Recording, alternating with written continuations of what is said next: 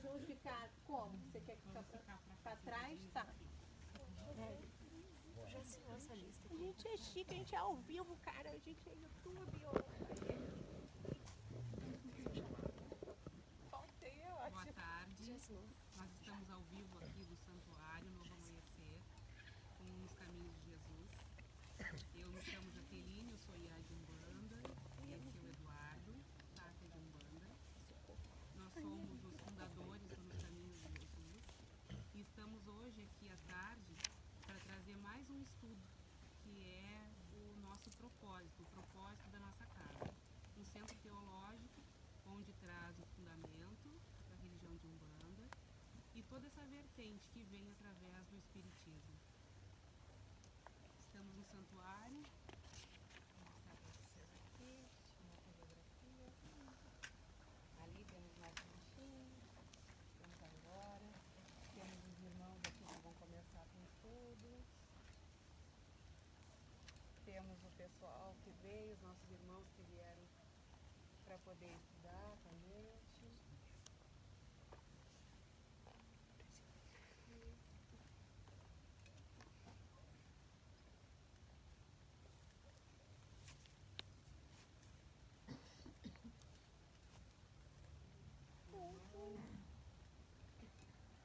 Amanda, minha irmã, de criação, estamos juntas. Uma comunidade que senta para estudar, para olhar para dentro de si mesmo, para buscar conhecimento, para buscar melhorar, florescer. Só vou organizar aqui para a gente poder começar o estudo. Agora que eu vi que você pode dar mais tempo. Minha mãe tem me feito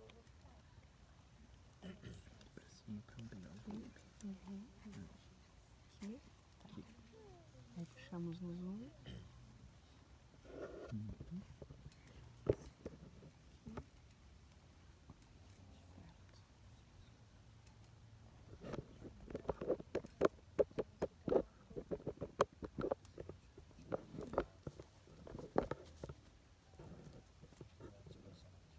Assim mesmo, já coloquei separado.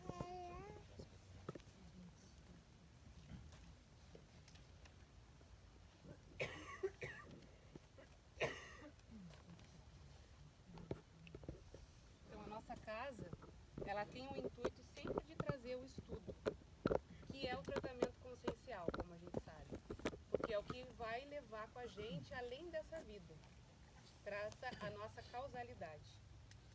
Então todo mês a gente tem um tema, a gente sempre senta para meditar, para olhar para dentro de si mesmo e a gente tem um tema para estudar. E esse tema para estudar a gente leva para a vida. O passe é o tratamento pontual, é o tratamento em que a gente recebe aquela energia dos guias ou dos médiums, mas que tem um decréscimo de 48 horas, como a gente sabe. O tratamento consciencial não, ele é ao longo da nossa vida.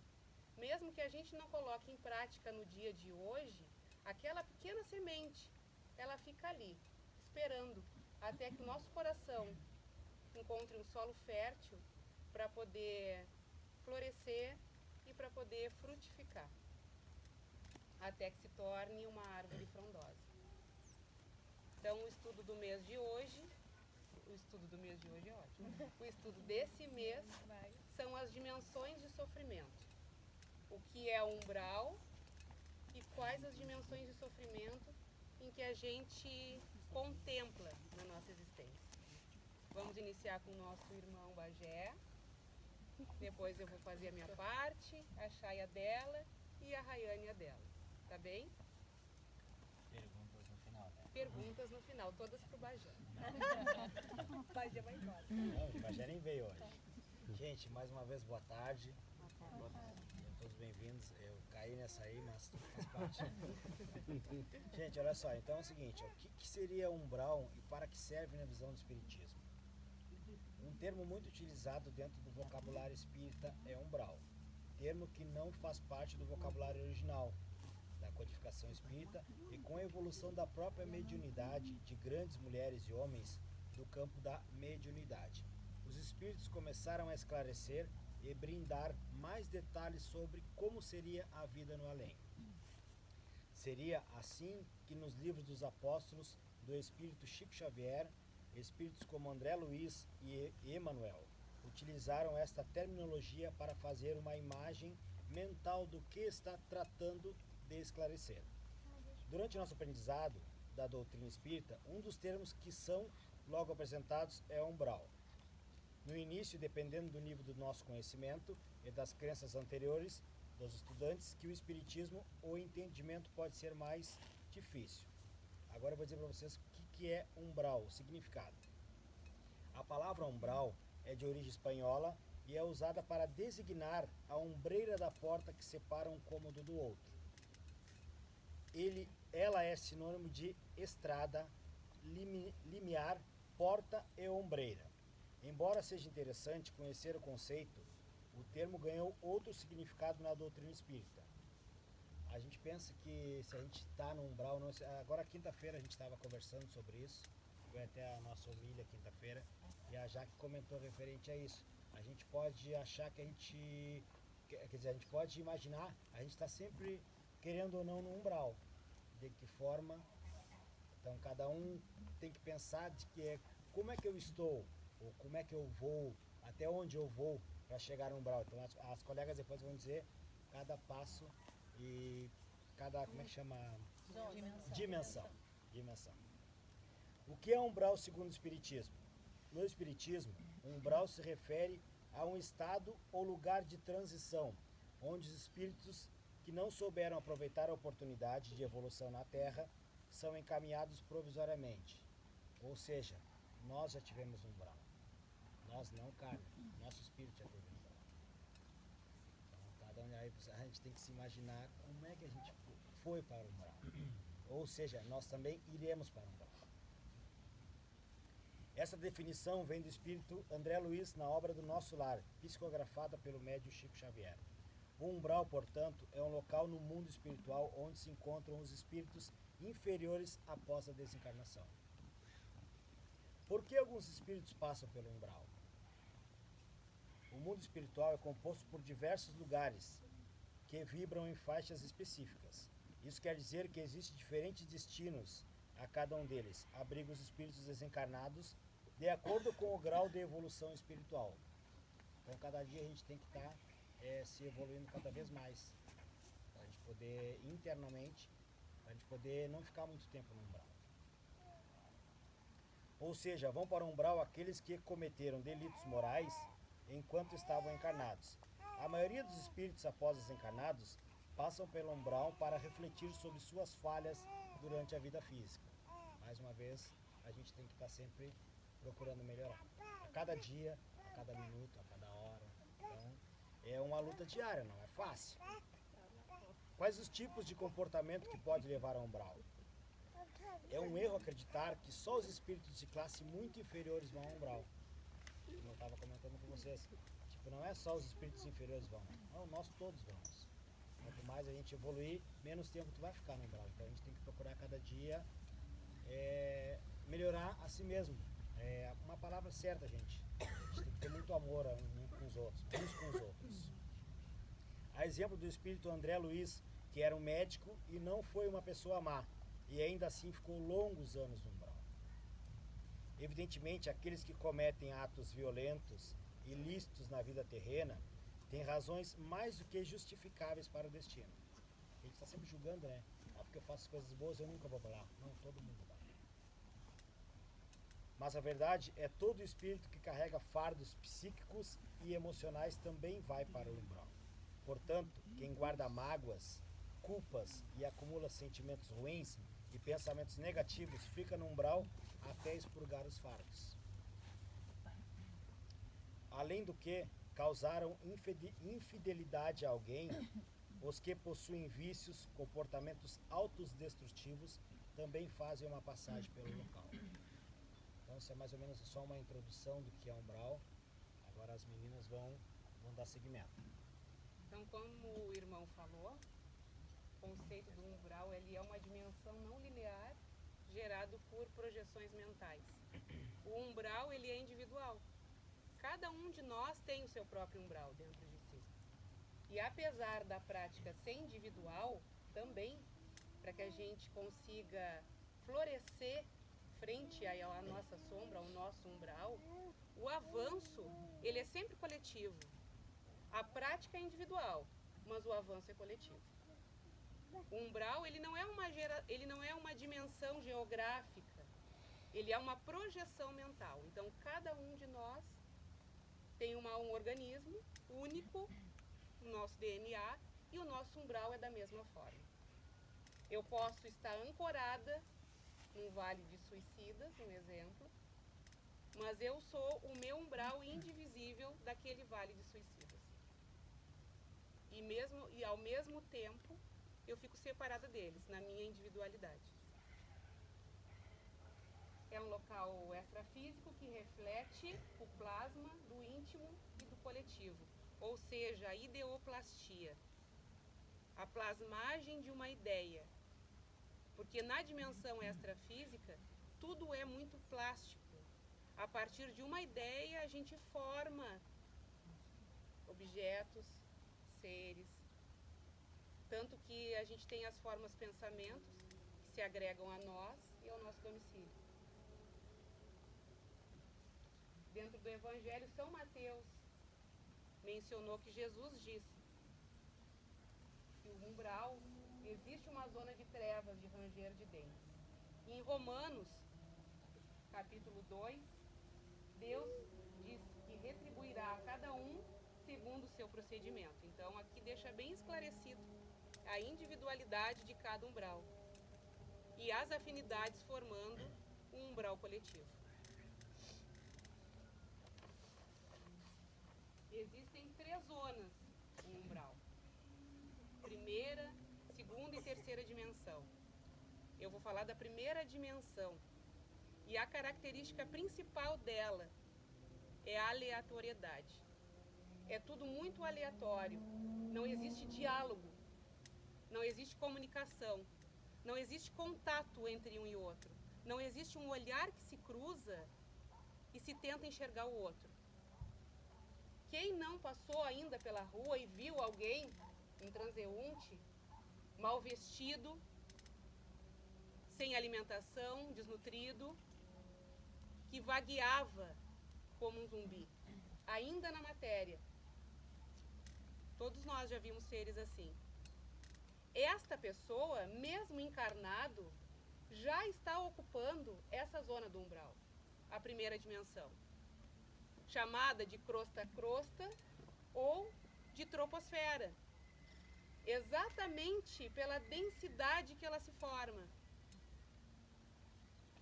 É tudo muito aleatório dentro dessa primeira dimensão. Existem seres e ovoides lá. Ovoides é quando o espírito, já por alta densidade, se condensa a tal pouco de perder a forma do perispírito. E um entre parêntese aqui, até para a gente poder nivelar, né, os nossos conhecimentos. Existe a matéria, que é o corpo físico. Existe o corpo etérico, que é o corpo gasoso, ele é semimaterial, e existe o nosso perispírito, que também chamamos de corpo astral. Ele é compatível ao fluido cósmico universal, ou seja, o perispírito, o nosso perispírito, ele está totalmente ligado e atrelado ao planeta em que estamos inseridos, ao nosso bioma. Ele não se desfaz com a morte do corpo físico, mas o corpo etérico, em torno de 72 horas a uma semana, podendo em alguns casos tender a mais dias, é o corpo etérico que se desfaz. No corpo físico nós temos todo o nosso plasma, o nosso ectoplasma, onde circulam a nossa corrente sanguínea, os nossos órgãos e glândulas. O nosso corpo etérico, bem coladinho, gasoso, nós temos os nossos pontos de força, que nós conhecemos, os nossos chakras. E cada um deles com uma devida vibração, com seus bloqueios, na hipoatividade ou na hiperatividade, trazendo inclusive malefício para o nosso campo emocional e mental. Então, como a gente vinha falando, a delimitação da primeira zona do umbral é chamado de crosta-crosta ou troposférica. Todas essas zonas, elas são consideradas zonas de transição, porque o umbral ele é transitório. O nosso sofrimento é transitório. A nossa dor, ela é transitória até que a gente consiga curá-la. E a gente está aqui para isso. Essa encarnação é para isso.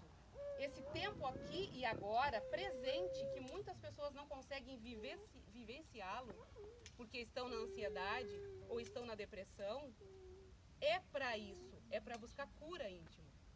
Então, o umbral, ele é uma zona de transição, habitado por espíritos desencarnados, encarnados, formas, pensamentos nossas daqui que retroalimentam esses seres desencarnados que se encontram neste mesmo grau de torpor e sofrimento, e elementais, que são os lêmures.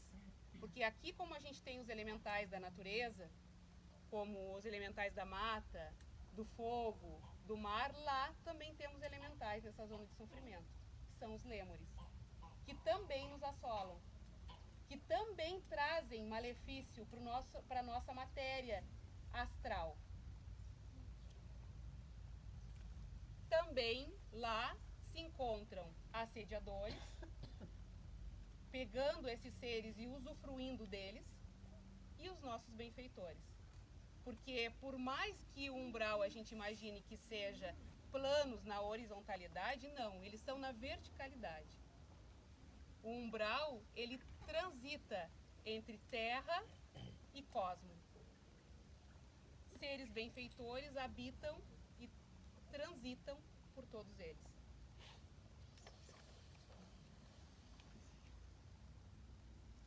A principal característica, como a gente já falou, é a aleatoriedade.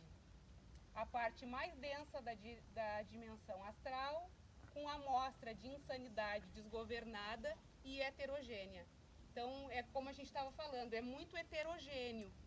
A gente não consegue dialogar uns com os outros quando a gente está lá. O meu sofrimento, ele é só meu, que não se comunica com o teu. Então, não existe empatia de nenhuma forma. Aqui residem os ovoides, que são usados em plugs energéticos de assediadores e em seres totalmente inconscientes, que são usados como cobaias em experiência por assediadores conscientes. Isso parece coisa de filme, né? Quantas vezes a gente já não viu filmes assim? Mas é verdade, é fato. Irmãos mais velhos em sabedoria e bondade, mentores e guias, nos dão relatos diários, inclusive através da mediunidade de Chico, que nos abriu assim uma porta muito larga de conhecimento, para que ainda na matéria, anestesiados ainda do nosso sofrimento, tenhamos a oportunidade de nos melhorar. A gente não precisa ter pressa, mas a gente não pode perder tempo.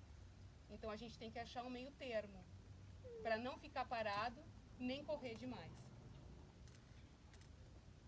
Se assemelham a zumbis, sem sequer fazerem contato entre si.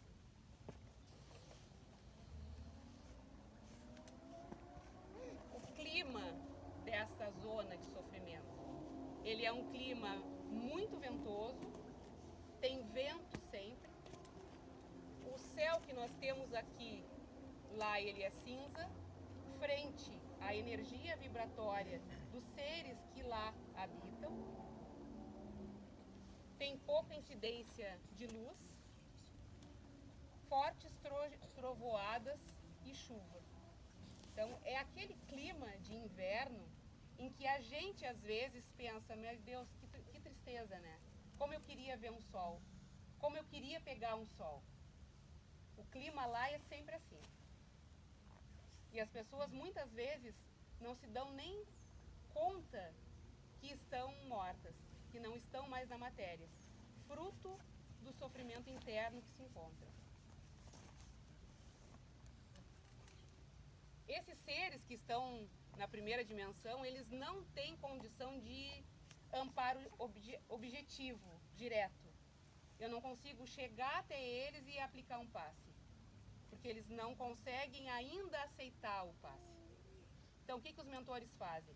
Geralmente, eles desdobram um médium, levam junto, usam a ectoplasmia do médium, colocam esse ser em transe e aplicam um passe ou lavam. Curam feridas, machucados, reconstroem membros. É assim que é feito. É um local guarnecido pelas falangeiras de Mãe Ansã. Então, o vento ajuda muito, porque é ação dispersante.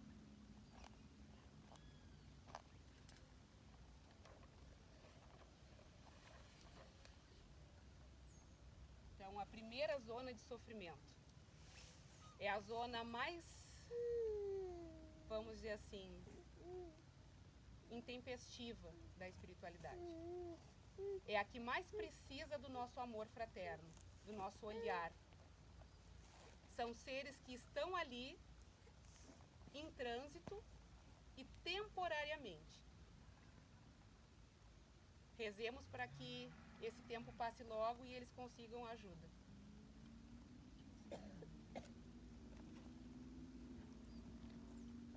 Bom, meu nome é Chayana. Eu vou trazer para vocês as características da segunda zona, né, no caso na segunda dimensão, que é conhecida como a zona dos bolsões. Tá?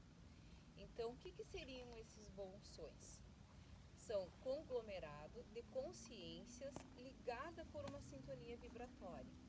Então, se na primeira dimensão a característica principal é o individual, na segunda, uma das principais características é a união, né? Então, é esse conglomerado de consciências ligados por um motivo. Então, ele é definido como a coletividade de espíritos ligados por laços de karma comum.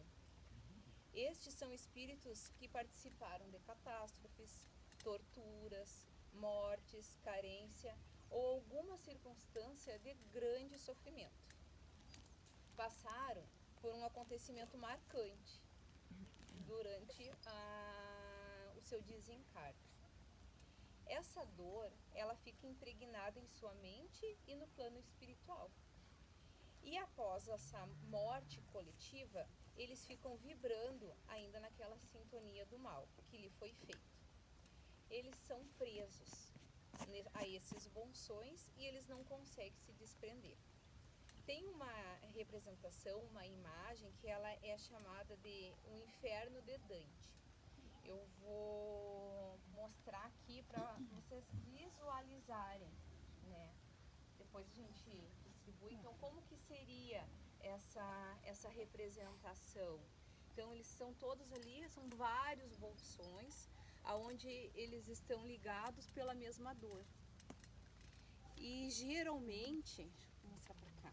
Então, assim, essa representação eu achei ela muito interessante, que a gente consegue ter uma clareza visual, digamos assim, não é? Eles quase sempre estão ligados a um encarnado. Isso ocorre porque alguns membros ligados a um bolsão específico, eles podem estar encarnados, enquanto outros membros não. Na maioria das vezes, os bolsões são constituídos de espíritos que estão simultaneamente na Terra e no plano espiritual. Então foi o que a Jaque e o Bagé, eles comentaram, que às vezes a gente diz, o bolsão ele é só de espíritos. Não, a gente alimenta esses bolsões também. Quando eles se encontram no plano espiritual, eles estão quase sempre situados em zonas inferiores do astral. No caso dos encarnados, os espíritos interagem com esses bolsões, eles estão em ressonância com os desencarnados dos planos mais densos. E por esse motivo eles acabam recebendo toda essa carga, não é? Então, alguns exemplos de bolsões. Nós temos bolsões de guerra. Então, são formados por espíritos vítimas de algozes, de uma ou mais guerra. Então, é a mesma vibração, ocorre essa unificação. Eles se ligam, então, aos outros com essa sintonia do ódio, do rancor contra os seus algozes. seja, eles têm aquele sentimento da vingança, não é? Os bolsões de magia negra. Então, aqui se encontram todos os espíritos que foram prejudicados por trabalho de magia de diversos tipos. Esses espíritos pedem vingança contra os seus algozes e vibram negativamente contra eles. É muito comum ocorrer que os espíritos vitimados se tornem obsessores dos encarnados nas vidas seguintes. Então, acaba ora vítima, ora algoz. Também temos como exemplo os bolsões de desastres coletivos, que são os formados a partir de mortes coletivas ou desastres. Daí aqui eu trago um exemplo da Kiss, enfim, um prédio quando ele acaba desabando, que acaba sendo uma morte coletiva, né, por um motivo específico. Tá? Então aqui eles são esse agrupamento de zona de sofrimento bem definida, mas eles o algo positivo já possibilita um amparo direto com a construção dos postos de socorro e as bases de avançado. Então é nesta dimensão que os trabalhadores de Umbanda de esquerda atuam. Aqui a gente tem os Exus, Bombogira, Cangaceiro, os ciganos de esquerda. É nessa dimensão do astral que eles atuam e que eles trabalham. Um conjunto de bolsão, ele interage com outras zonas de sofrimento, sendo essa dinâmica uma dança de sofrimento e alienação. Na verdade, eles são vulneráveis, eles são utilizados como peças de manobra por magos negros, por outras entidades. Então eles estão vitimados ali dentro daquela dor, dentro daquele sofrimento. E é onde se encontram os vales, né? Um exemplo é o Vale dos Suicidas. Então é nessa segunda dimensão que eles se encontram. E daí quando a gente fala sobre Vale dos Suicidas, a gente logo vê uma pessoa que num desespero foi lá e se deu um tiro e acabou, né, se suicidou. Mas existem os suicidas inconscientes, que é o que se droga, que é o que não tem controle nenhum com a alimentação, o que está completamente desequilibrado emocionalmente. Por isso que no nosso lar, o André Luiz, que era um médico que teoricamente não poderia ser considerado um suicida, ele foi para o Vale dos Suicidas, porque ele não tinha o controle alimentar, ele bebia também, enfim. Isso eu achei bem interessante. Para a gente conseguir perceber o que seria um bolsão, por exemplo, aglomerado de pessoas. Aqui nós estamos, num aglomerado de pessoas, aonde a gente está numa coletividade, numa mentalização do bem, do evoluir, do praticar o amor, do praticar a caridade. Então a gente pode se enxergar como um bolsão, mas um bolsão do bem. Né? Então eu até tenho a Raia, ela achou uma imagem bem interessante, aonde ele coloca 7 dimensões, não é? A gente já que trabalhou a primeira, nós estamos trabalhando na segunda dimensão, então são 7 dimensões e a gente tá numa outra dimensão que mais lá pra frente será estudada. Vamos ver se eu esqueci alguma coisa aqui. Estão agrupados pelas afinidades, inclinações e rejeições. Então, o semelhante que se atrai. Eles já têm condições de amparo, já construções de postos de socorro. Então, aqui também tem os falangeiros, que usa atração animal. Então, aquela questão do deslocamento, não é? Pela densidade. Evidência das linhas de amparo, como cangaceiro, boiadeiro, ciganos.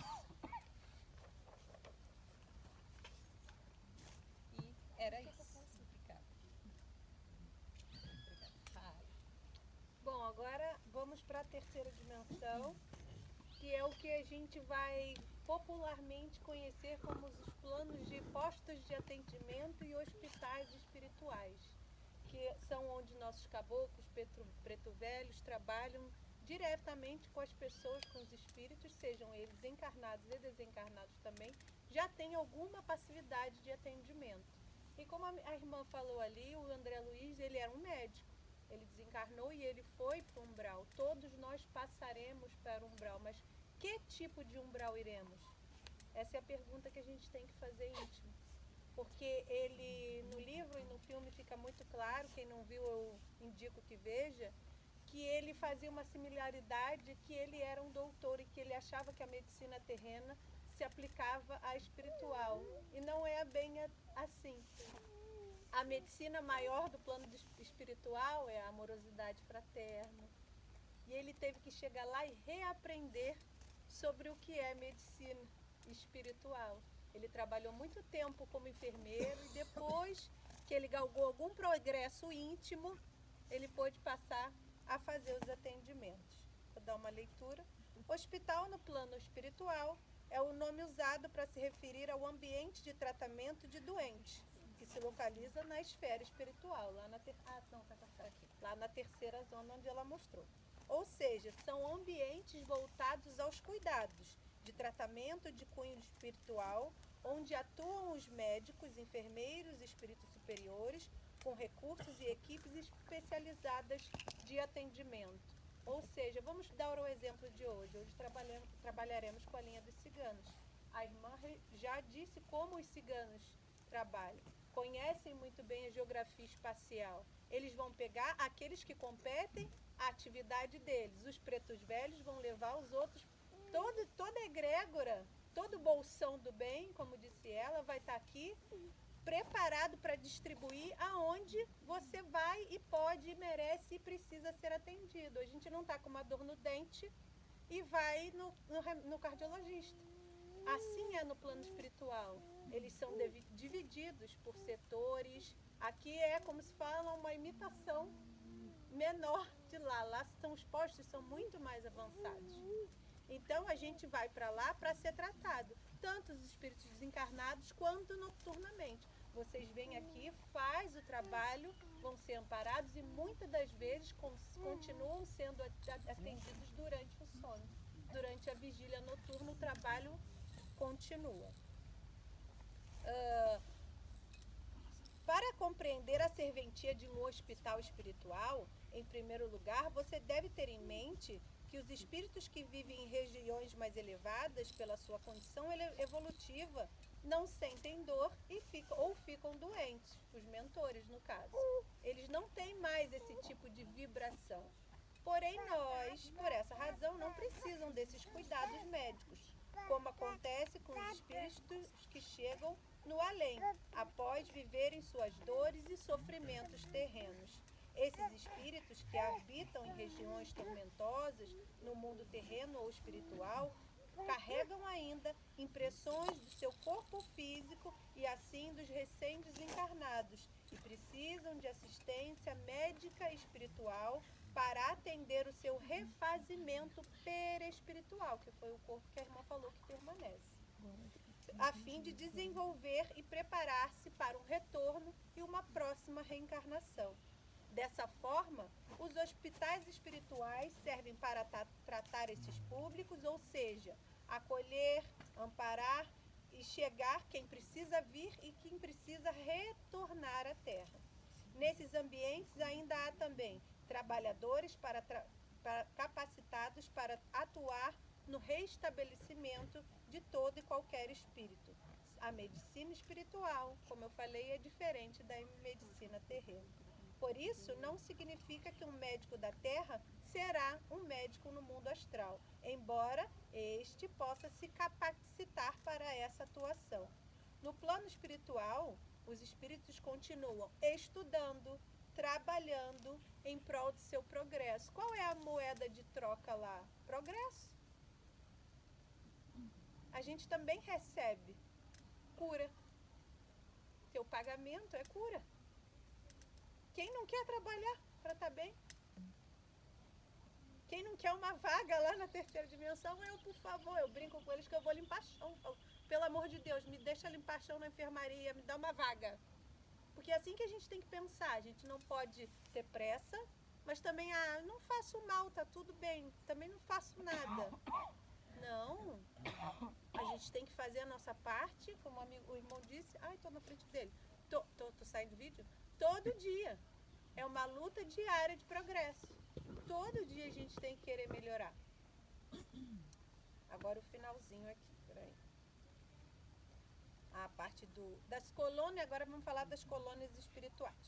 As colônias são como cidades, ou seja, possuem casas, prédios, parques, praças, bibliotecas, hospitais. Além disso, existem os diversos departamentos que se responsabilizam por áreas de atuação. No livro Nosso Lar, de Chico Xavier, por exemplo, o espírito de André Luiz explica que a colônia espiritual de Nosso Lar é uma das colônias principais espirituais existentes na região do Rio de Janeiro, tá? Ela possui um formato semelhante a uma estrela de 6 pontas, que representam os ministérios do centro, onde fica a governadoria espiritual e dos mistérios encarregados de tratar os espíritos mais necessitados. Ou seja, uma grande sede, tá? Finalizei minha parte. Vê se eu esqueci. Teve minha parte não, né? Ali ela botou alguns hospitais, fala aí pra eles, ó, Coração de Maria, o Frei Luiz. E aí a contraparte física e o hospital espiritual. A característica da terceira dimensão é a transitoriedade, porque é uma zona limiar, é onde a gente está recebendo tratamento direto, como a irmã falou, tem colônias e hospitais, e existe um trânsito entre elas, e a gente também está interpolado com o terceiro plano. Como a irmã falou, eu quero desencarnar e vou para lá trabalhar, maravilhoso. Mas a gente pode trabalhar também encarnado, claro. porque a gente está na terceira dimensão. Só essa dimensão ela é mais densa, porque é tudo muito tangível, é palpável. Então a gente pode trabalhar aqui também. Lembrando que quando a gente está na matéria, o espírito, ele está na matéria, ele é alma, a gente está com os sentimentos atenuados. São 5 vezes menos. Se a gente desencarnar hoje, agora, a gente já sabe para onde a gente vai ser tracionado, aonde a gente está.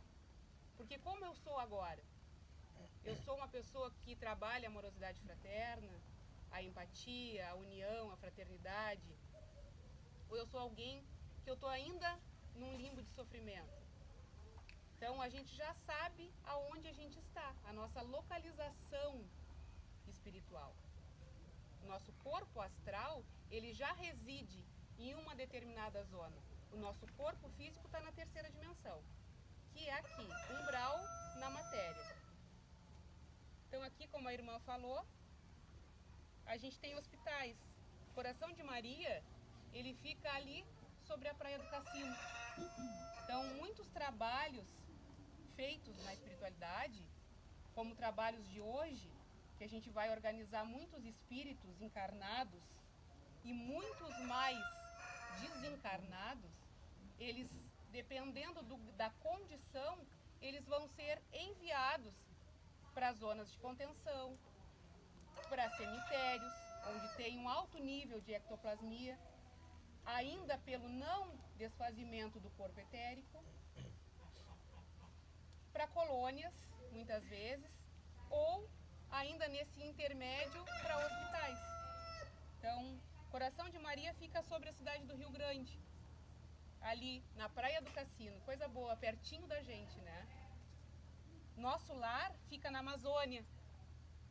Menino Jesus fica no Paraná. As colônias Novo Mundo fica também na Amazônia. Jardim das Flores fica em Santa Catarina, onde trabalha a vovó Catarina. E Nosso Lar fica no Rio de Janeiro, onde tem o filme em que nos trouxe muito conhecimento.